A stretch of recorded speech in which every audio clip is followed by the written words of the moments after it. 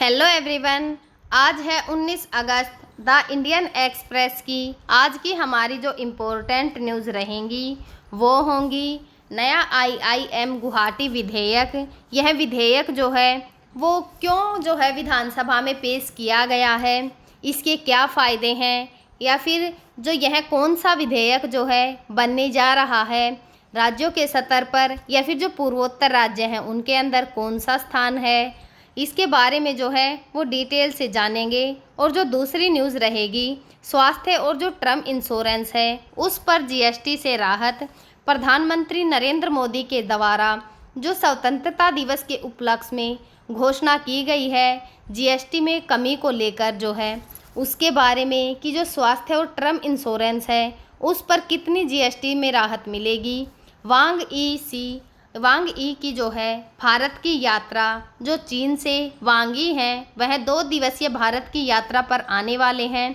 तो जो यात्रा के अंदर जो बैठक होगी उसमें किस चीज़ पर जो है बात होने की उम्मीद है, इन सब के बारे में जो है हम डिटेल से जानेंगे। जो आज की हमारी पहली न्यूज़ रहेगी, गुवाहाटी में जो नया आईआईएम स्थापित करने के लिए लोकसभा में विधेयक को पेश किया गया है। यह न्यूज़ जो है वो चर्चा में क्यों है? जो शिक्षा का क्षेत्र है उसमें असम को सरकार के द्वारा एक बहुत बड़ी सौगात मिलने जा रही है, यानी कि जिसके लिए जो केंद्रीय शिक्षा मंत्री हैं धर्मेंद्र प्रधान, उन्होंने सोमवार को लोकसभा में जो है एक विधेयक पेश किया है जो कि भारतीय जो प्रबंधक संस्थान विधेयक है 2025 पेश किया गया है, जिसके तहत जो गुवाहाटी है उसके अंदर एक नया जो इंडियन इंस्टीट्यूट ऑफ मैनेजमेंट है उसको जो है स्थापित किया जाएगा, यानी कि बनाया जाएगा। जो ये बिल है इसके अनुसार केंद्र सरकार जो है गुवाहाटी में जो बनने वाला ये आईआईएम है इसके लिए 2025-26 से 2029 या 30 तक जो है इसके बनने की उम्मीद है। और इसके लिए जो केंद्र सरकार है 555 करोड़ रुपए का जो कोपर्स फंड है वह देगी। जो 5 वर्षों के बाद जो है जो ये संस्थान है उसको अपनी जो आंतरिक स्रोत हैं उनसे राजस्व उत्पन्न करना होगा और केंद्र सरकार जो है इससे कोई भी अतिरिक्त जो वित्तीय सहायता है वह नहीं दी जाएगी। आईआईएम है गुवाहाटी बिल 2025 जो है असम को मिला एक बड़ा तोहफा है, जिसमें जो कि गुवाहाटी में जो है बनने जाएगा आईआईएम। और जो यह जो है जो पूर्वोत्तर राज्य है उसमें दूसरा, और अगर हम भारत में देखें तो यह जो है 22वां आईआईएम केंद्र है, जो कि जिसके लिए जो धर्मेंद्र प्रधान, उनके द्वारा जो है या विधानसभा में एक विधेयक जो बिल है वो पेश किया गया है। जो ये बिल है अगर उसके अनुसार देखें तो भारत सरकार के द्वारा असम सरकार जो है और जो United liberation front of Assam है इनके बीच में जो है समझौते में एक प्रावधान किया गया था, जो कि राज्य की जो सर्वाग्रामीण और जो विकास है उसके लिए एक विशेष विकास का जो पैकेज है वह लागू किया जाएगा। जो ये पैकेज है इसके तहत ही जो है गुवाहाटी में जो आईआईएम है इसकी स्थापना की जा रही है। इससे जो राष्ट्रीय महत्व है या फिर जो परियोजना है उसको एक नया रूप जो है वो प्रदान किया जाएगा। जो बिल है इसके उद्देश्य और जो कारण है उनमें यह कहा गया है कि असम जो है उन चुनिंदा राज्यों में से एक बनने जा रहा है जहां पर 3 करोड़ से अधिक की आबादी है, लेकिन अब तक वहां पर कोई भी आईआईएम नहीं है। गुवाहाटी में जो आईआईएम की स्थापना होने जा रही है वह जो है राज्य और जो पूरे पूर्वोत्तर का एरिया है वहां पर शिक्षा और जो विकास है इससे जो है वहां पर एक नई दिशा जो है वो मिलेगी, जिससे कि समाज में जो आर्थिक विकास है और जो शिक्षा है उसको बढ़ावा मिलेगा। जो आईआईएम शिलांग है यह क्या होता है? जो आईआईएम शिलांग है यह जो भारतीय प्रबंधन संस्थान शिलांग है, जिसे कि जो आधिकारिक तौर पर राजीव गांधी जो भारतीय प्रबंधक संस्थान है है उसके नाम से भी जाना जाता है। मेघालय का जो शिलांग है उसमें यह मौजूद एक प्रमुख प्रबंधन संस्थान है। यह भारत के जो 7वें IIM है उसके रूप में 2007 को जो है वो बनाया गया था और इसे जो भारतीय प्रबंधन संस्थान का अधिनियम है 2017 का, उसके तहत राष्ट्रीय महत्व का जो संस्थान है वह घोषित किया गया था। और जो पूर्वोत्तर के राज्य हैं यानी कि जो पूर्वोत्तर भारत का यह पहला IIM है और क्षेत्र में जो प्रबंधन है उसमें शिक्षा को बढ़ावा देने के लिए यह बहुत ही इम्पोर्टेंट रोल जो है वो अदा करता है। जो रैंकिंग है इसकी या फिर अगर इसकी मान्यता देखें कि इसको कहाँ कहाँ से मान्यता प्राप्त है, तो जो IIM का शिलांग है उसको जो राष्ट्रीय और अंतर्राष्ट्रीय दोनों ही स्तरों पर मान्यता प्राप्त है। इसे जो नेशनल इंस्टीट्यूट रैंकिंग का जो फ्रेमवर्क है उसमें भारत का जो शीर्ष प्रबंधन स्थानों में से स्थान मिलता है।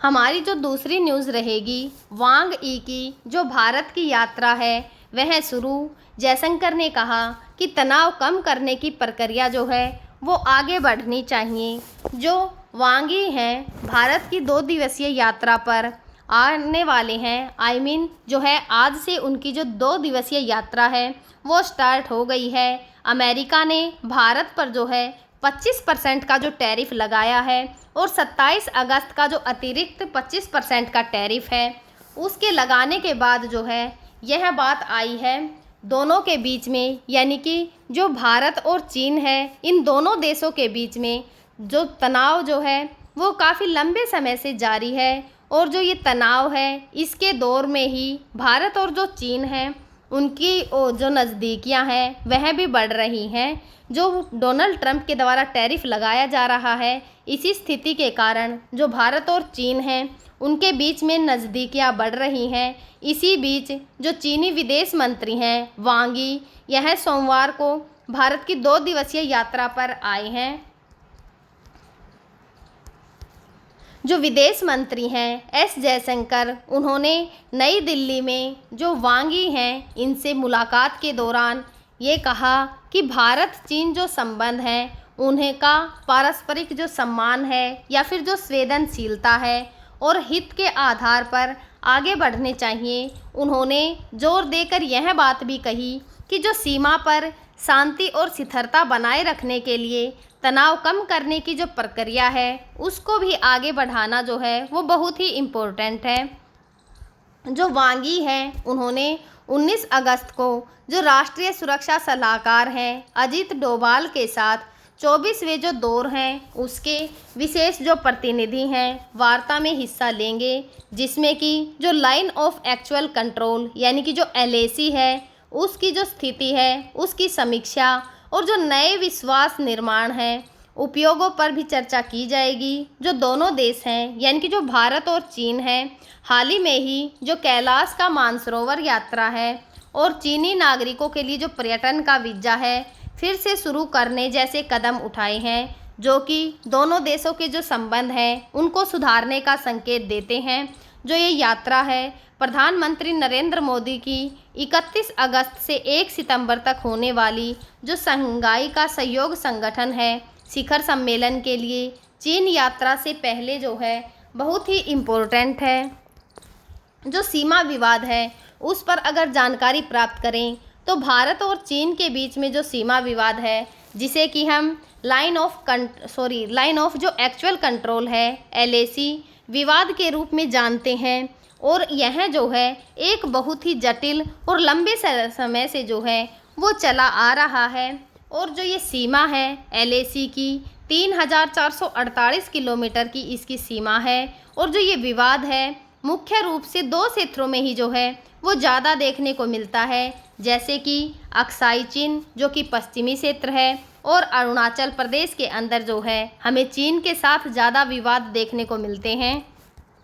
जो औपनिवेशिक विरासत है जैसे कि विवाद की जो जड़ें हैं यानी कि चीन और जो भारत है उनके बीच में विवाद की जड़ें जो ब्रिटिश औपनिवेशिक युग है वहीं से चली आ रही हैं। विशेष रूप से जब 1914 के अंदर शिमला समझौता हुआ था तो उसमें निर्धारण किया गया था मैकमोहन रेखा से, लेकिन जिसे भारत तो मान्यता देता है, लेकिन चीन जो है इसको अस्वीकार करता है। जो पश्चिमी क्षेत्र हैं उसके अंदर अक्साई चीन को लेकर असहमति जो है 19वीं सदी में जो ब्रिटिश थे उनके द्वारा बनाई गई जो सीमा के प्रस्ताव थे, जैसे कि अर्दाख जॉनसन रेखा से उत्पन्न हुई, जिसे चीन ने कभी स्वीकार ही नहीं किया।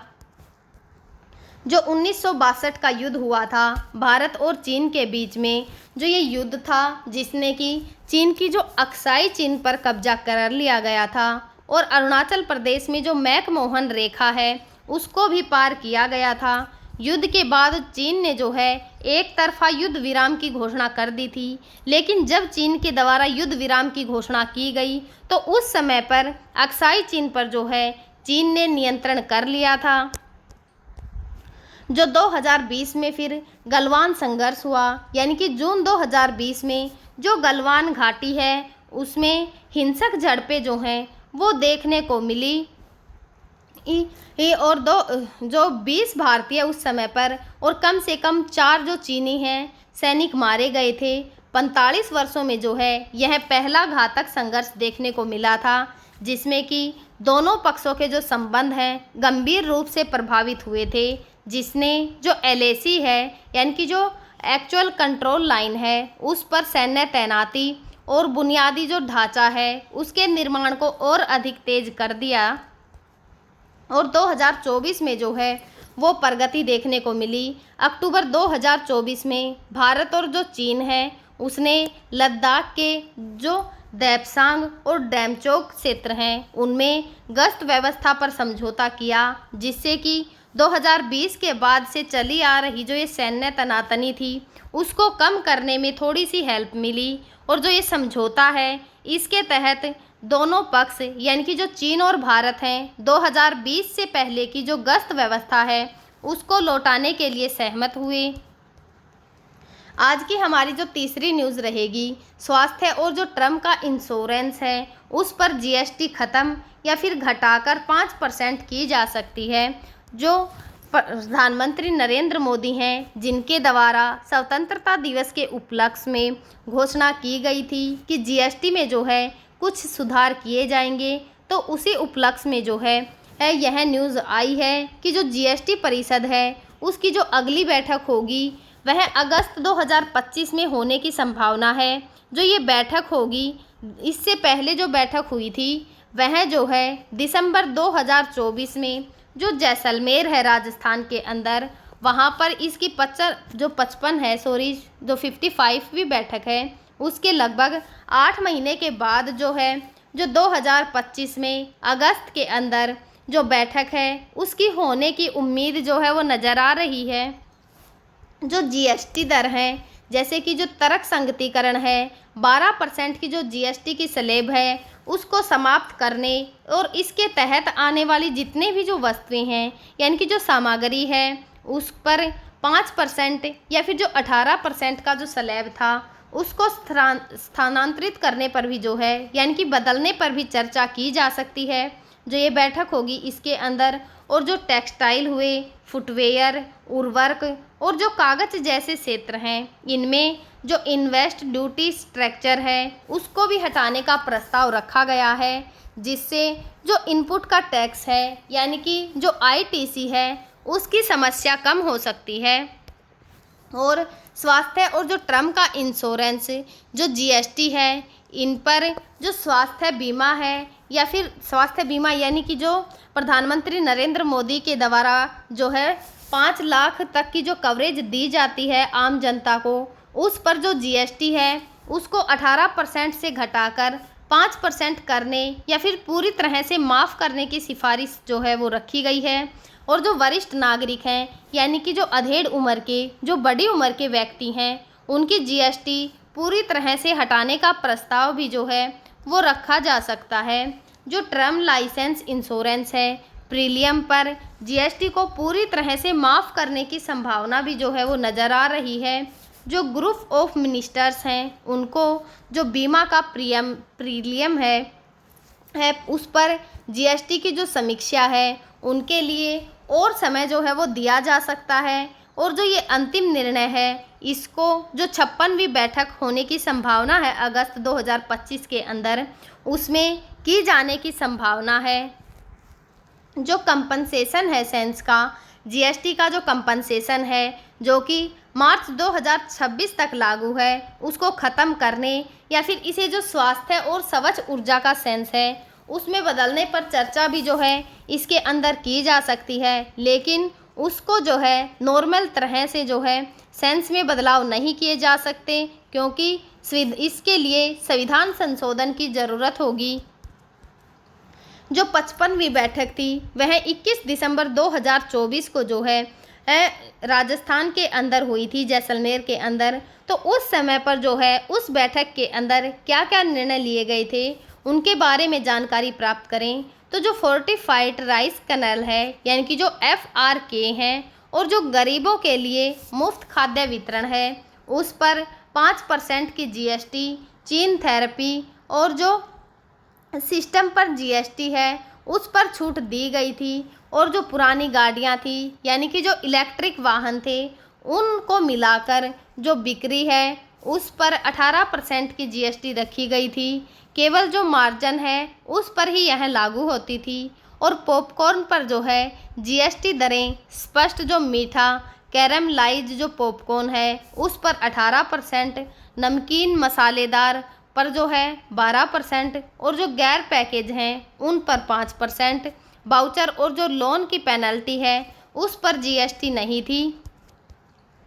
इसका महत्व देखें तो जो 56वीं बैठक होने जा रही है उसमें GST की जो संरचना है उसको और अधिक सरल बनाने की कोशिश की जाएगी। जो करों में दर है उसको भी कम किया जा सकता है, और व्यापार में जो सुगमता है उसको बढ़ाने पर जोर दिया जा सकता है। और जो प्रधानमंत्री नरेंद्र मोदी हैं उन्होंने स्वतंत्रता दिवस के उपलक्ष्य में जो 2025 का भाषण है उसमें जो नेक्स्ट जनरेशन है यानी जो आगे आने वाली पीढ़ी है उसकी जो GST की रिफॉर्म है उसकी घोषणा की है, जिसके तहत दिवाली तक जो है जो ये कम दर हैं उनके साथ सुधार लागू करने की योजना प्रधानमंत्री जो नरेंद्र मोदी हैं उनके द्वारा ऐसी घोषणा की गई है। हम जो है आगे भी आप सभी के साथ इसी प्रकार की जो करंट की इम्पोर्टेंट न्यूज़ होंगी आप सभी के साथ कवर करते रहेंगे। तब तक आप खुश रहिए, पढ़ते रहिए। Thank you.